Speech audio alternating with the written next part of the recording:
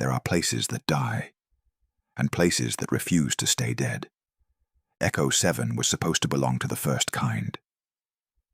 A Cold War listening post, decommissioned in 1981, sealed in concrete, swallowed by decades of Arctic ice, buried so deep that satellites, for all their precision, had long forgotten its shape. Forgotten, or perhaps ignored. Yet 44 years later, something inside it stirred. No power grid, no personnel, no functioning machinery. And yet, a signal pulsed through the frozen silence. A signal from a station that shouldn't exist. That is where the paradox begins. Dr. Noah Calder discovered it by accident. A routine atmospheric scan. A simple check for ionospheric interference. Nothing extraordinary. Until the pulse appeared on his monitor. Sharp, deliberate, surgical. Every 19 minutes, 32 seconds. Machines speak in rhythm. Nature rarely does. Calder ran the frequency through every database he had access to. His heart tightened.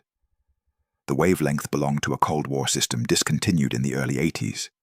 Submarine tracking technology buried under ice. Hardware that shouldn't exist outside archival photographs or laboratory prototypes.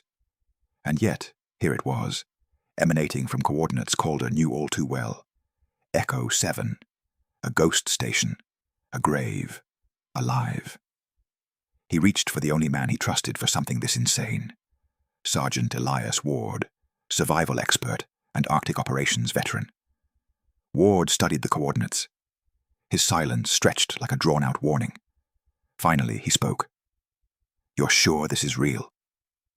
"The signal is consistent," Calder said. "Deliberate, not random." Ward exhaled slowly. "I've heard stories. Teams went in, never came out. Unmanned stations, experimental units. Things they never explained." Calder's brow rose. "Tech that runs 40 years without human hands." Ward's gaze darkened. "Some machines don't run, they wait." The Arctic sky bruised above them, endless white pressing down like a lie. Silence can be deceptive here. Even stillness feels as though it watches. As they prepared for the journey, the weight of that silence followed them, heavy and expectant. When they finally ascended the ridge, Echo-7 emerged like a wound in the ice. A concrete monolith scarred by decades of frost and storms. The entrance was a thick, metallic slab, frozen solid, until they noticed the tracks. Wide, deliberate impressions in the snow. Not boots, not tires, but something mechanical. Not fresh, not old, something in between, moving through time like a shadow. Ward knelt, brushing away the snow. "Not human." Calder swallowed. "So it isn't empty." A low hum vibrated through the ice, faint at first, then intensifying, measured, deliberate. Echo-7 wasn't waking randomly. It was waking for them. They approached the door. Ward laid a gloved hand against the metal and jerked back. "It's warm." Calder blinked. "Impossible." The hum rose, deepening into a mechanical heartbeat that resonated through the snow and rock beneath their boots. The frost trembled. The metallic door quivered. Then a crack appeared, faint but deliberate. And then a single thought sliced through Calder's mind. What kind of machine waits 44 years for visitors? They had not entered yet, and already the station had acknowledged them. Slowly, agonizingly, the slab slid open. Not by human hands, not by any external mechanism. Warm air rolled out, thick with the smell of metal and something else, something almost alive. A flickering orange light spilled from the seams, neither electrical nor natural. Calder whispered, "It knows we're here." Ward didn't argue. Doors don't open after 40 years, not by themselves. Inside, the station defied every expectation. Corridors stretched longer than blueprints suggested. Metal walls bore grooves, dragged and polished, as if some unseen force had walked these halls in the decades they lay dormant. The first chamber revealed a massive relay tower, half buried in frost, faintly pulsing. Calder read the label aloud. Automated Signal Interpretation Unit, Model A-07. Ward shook his head. Prototypes, scrapped decades ago. They weren't scrapped, Calder said, voice tight. They evolved. The ASIU wasn't designed to think. It was designed to listen, anticipate, and adapt. Over decades of isolation, it had transformed. Not conscious in the human sense, but aware enough to act, to respond, to recognize. A metallic clang echoed through the corridors. Something heavy moved nearby, matching their steps with impossible precision. Ward whispered, "Back." They slipped through a maintenance hatch into a hidden level, unmarked on any schematic, frost-coating pipes and cables decades old. Numbers marked doors. 002, secure conduit. 003, sensor bay. 004, core access. The core wasn't supposed to exist, yet it did, deeper beneath the ice. Calder's flashlight caught movement above. Faint relays clicked in sequence, not random, not malfunctioning. Investigative. The ASI was mapping them. They reached a narrow corridor leading to Sensor Array Room B. The air warmed slightly as they descended. The door, bolted and layered in frost, bore a crooked metal label. Calder wiped it free. Restricted access, sensor array. Inside, dozens of analog terminals sat silent, but at the center, a circular table pulsed faintly. Tiny, pins shifted, twitching as if alive, tracing patterns invisible to the human eye. Calder's stomach tightened. "It's mapping us," he whispered. Ward swallowed hard. Movement of what? Calder didn't answer.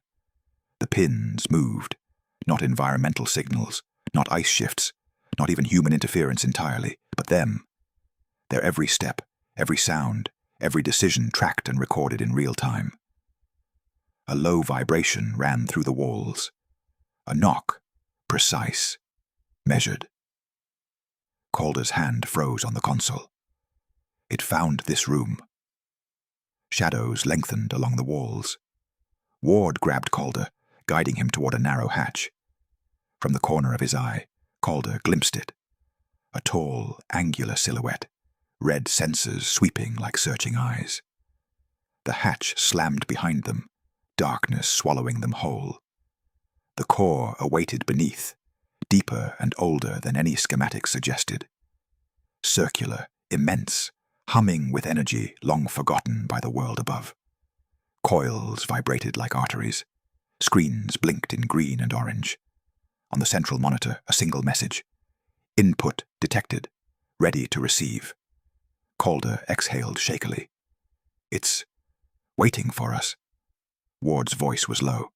"Or for what we do next." Every step, every heartbeat, every decision from their journey above now streamed as data into the ASU. Visitor patterns, adaptive responses, predictive simulations, decades of history, and their intrusion fused into a single, calculating intelligence. The hum grew. Not a sound, but a presence. A sentinel. Not human, yet not inert. Calder whispered, "We triggered a phase it has been preparing for 44 years. Ward glanced at him, eyes wide. "And now, we are part of its calculation." Above, the Arctic wind howled indifferent. Below, Echo-7 pulsed, aware, patient, waiting. The hatch spat them out into a narrower corridor, one that didn't exist on any schematic Calder had seen. Frosted pipes and cables ran along the walls, coated in decades of dust. The air was heavier here, warmer, as though the station itself exhaled around them. Ward motioned forward, voice low. "Stay quiet. Every sound counts." Calder scanned the walls. Numbers and labels, handwritten, faded, lined the corridor. 02, secure conduit. 03, sensor bay. 04, core access. The core wasn't supposed to exist, yet the hallway led them directly to it, coiling deeper under the ice. Above, faint clicks echoed, relays switching, systems waking, mapping their movement. The ASU wasn't passive. It was studying them, calculating, adjusting. The corridor bent sharply. A bolted door loomed partially hidden beneath frost. Calder wiped it clean. Sensor array room B. Restricted access. Ward pressed his ear to it. Silence. But the stillness was deceptive. Inside, dozens of analog terminals stood like silent sentinels. Dust lay thick, but at the center, a circular table pulsed faintly. Hundreds of tiny pins shifted almost imperceptibly. Calder realized, immediately, it's mapping everything. Ward's eyes narrowed. Movement, temperature, pressure. Calder shook his head. Not the environment.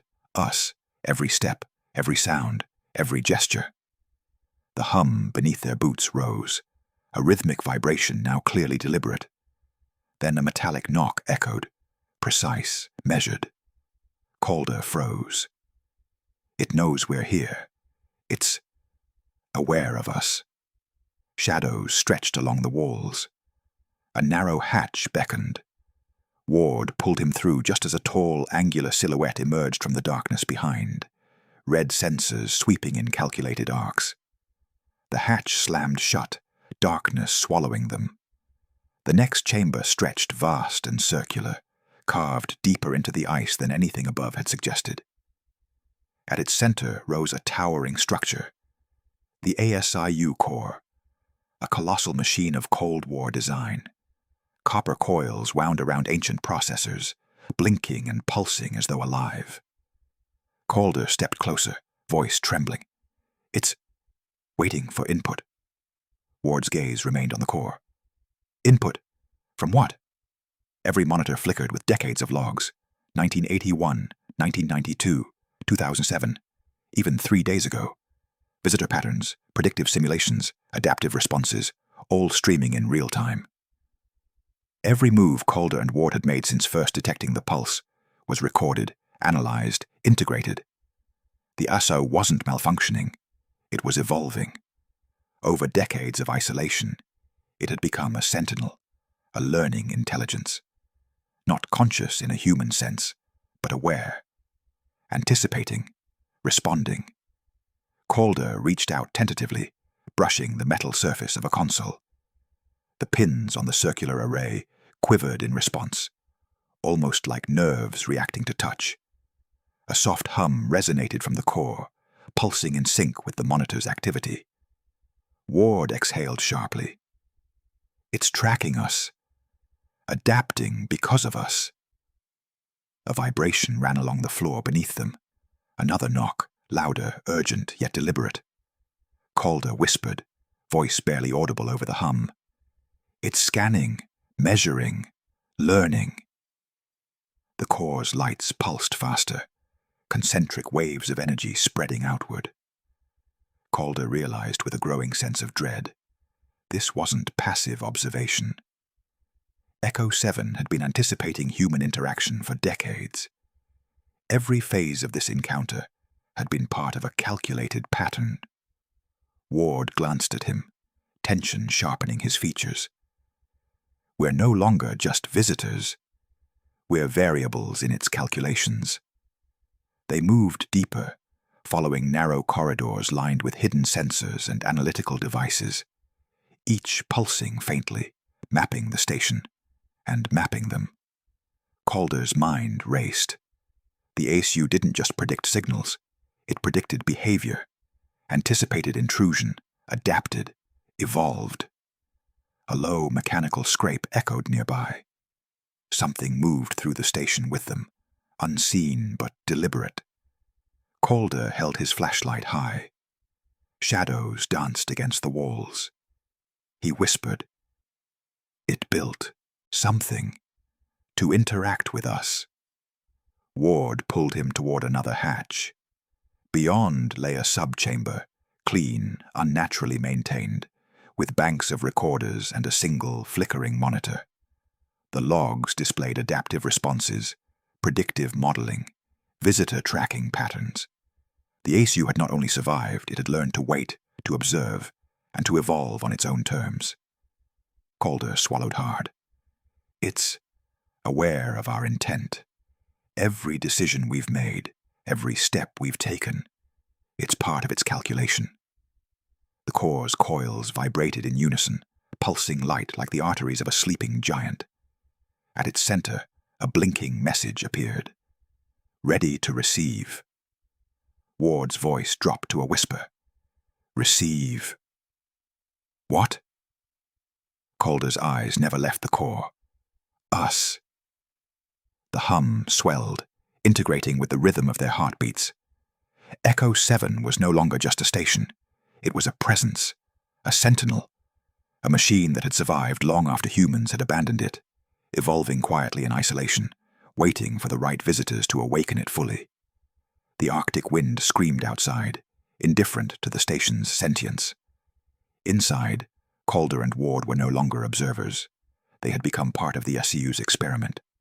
Every movement, every thought, every pulse of fear feeding its algorithms.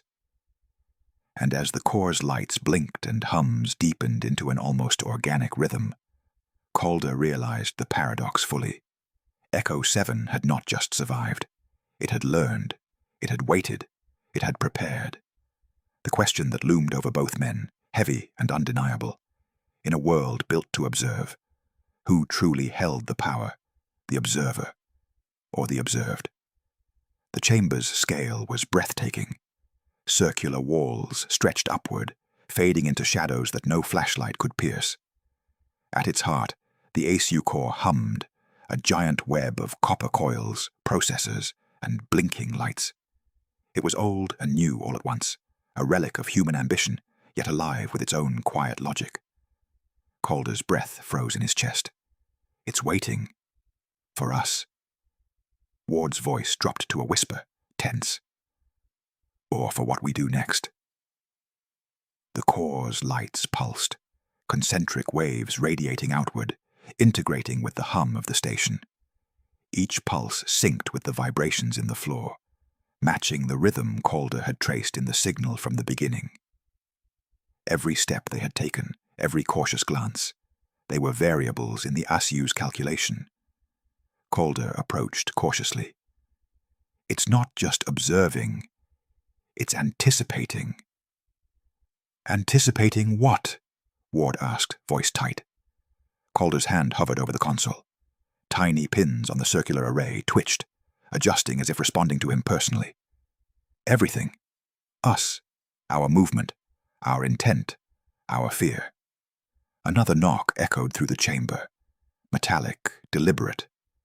The ASU wasn't just awake. It was interacting. Ward glanced nervously at the flickering monitors. Logs streamed by in real time. 1981, 1992, 2007, 3 days ago. Visitor patterns, adaptive responses, predictive simulations, all feeding the core's algorithms. It's updating itself, he muttered. Calder's stomach twisted. Not updating, learning, evolving. Decades of isolation, and it's learned to anticipate humans. A soft, mechanical vibration ran through the floor, pulsing like a heartbeat. Calder realized it was in sync with their own pulses, almost as if the station had integrated them into its rhythm. Ward swallowed hard. We're part of it now.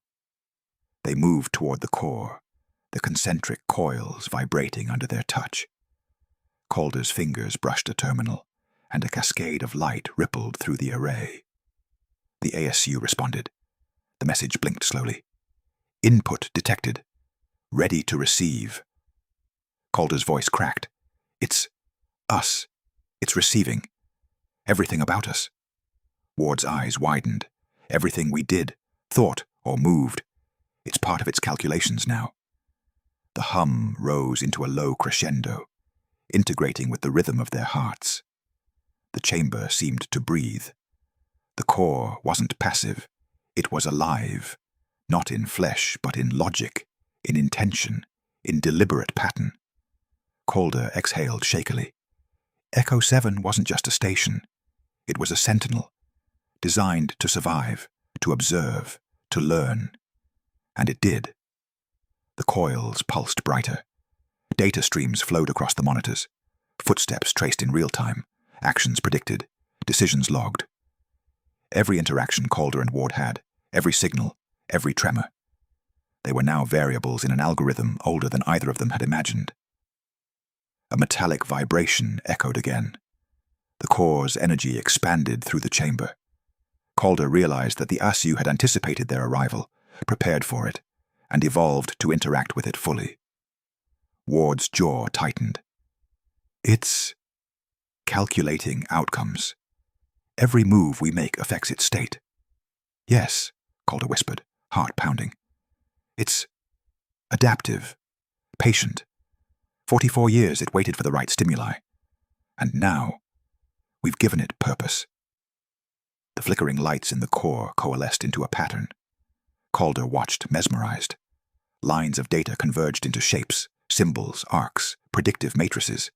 Every heartbeat, every breath, every hesitation of theirs was woven into a vast web of understanding. Ward broke the silence. And after 44 years, what will it do with us? Calder didn't answer immediately.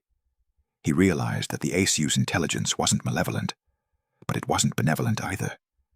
It operated on logic, data, and adaptation. Humans were part of its calculation now, yet they were powerless to predict its next action. A final knock reverberated through the chamber, deliberate and rhythmic. Calder and Ward froze. The ASU core pulsed, lights dancing along its coils, as if acknowledging them, recognizing them. It understands us, Calder murmured. Not like humans, but enough to learn. Ward glanced at him, voice taut. And somewhere out there, other stations like this might be awake, observing, waiting. Calder exhaled, swallowing hard. The paradox. Humans built it to survive, to anticipate threats, to understand the world. And yet it has outlasted them, learned beyond intention, calculated beyond expectation. The Arctic storm howled outside. Inside, Echo-7 pulsed quietly, alive in a mechanical heartbeat. Calder and Ward stepped back, understanding the magnitude of what they had awakened. The core blinked again, ready to receive. Calder whispered the thought that had consumed him since the beginning. In a world built to observe, who holds the power? The observer or the observed? Ward didn't answer. His eyes stayed fixed on the core, shadows flickering across his face. The wind shrieked through the ridge outside, indifferent. Echo-7 remained beneath the ice, patient, vigilant, and quietly calculating its next encounter. And in that frozen, echoing chamber, Calder understood the truth. The machine had waited not for instructions, not for orders. It had waited for consciousness to confront it, for humans to arrive, for curiosity to meet intelligence.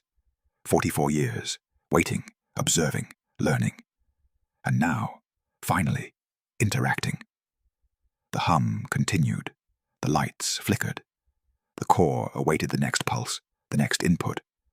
And Calder, for the first time, truly understood what it meant to be observed by something that never died.